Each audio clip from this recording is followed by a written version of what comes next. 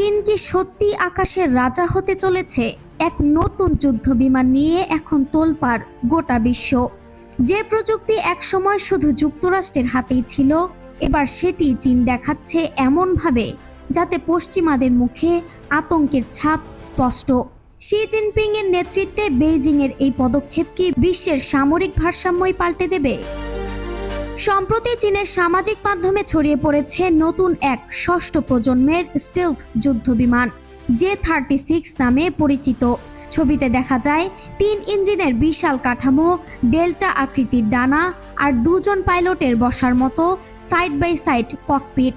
Chengdu সামরিক শিল্পাঞ্চলের কাছে এর পরীক্ষামূলক উড্ডয়ন হয়েছে বলে ধারণা করা হচ্ছে। নতুন সংস্করণে যুক্ত হয়েছে উন্নত এয়ার ইনটেক ডিজাইন, নতুন এক্সস্ট লেআউট আর শক্তিশালী ল্যান্ডিং গিয়ার।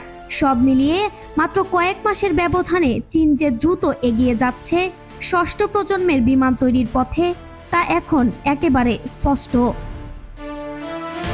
চীনের এই অগ্রযাত্রা নজরে এসেছে ওয়াশিংটন ও পশ্চিমা মিত্রদেরও।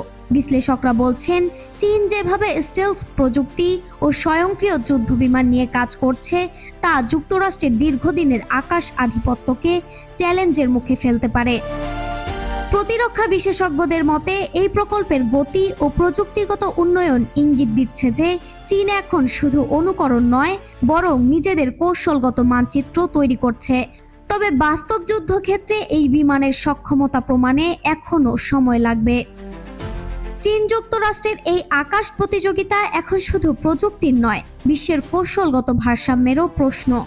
যদি চীন এ গতি ধরে রাখতে পারে, তবে দ্বিতীয় বিশ্বযুদ্ধের পর প্রথমবারের মতো আকাশে আধিপত্য হারাতে পারে যুক্তরাষ্ট্র।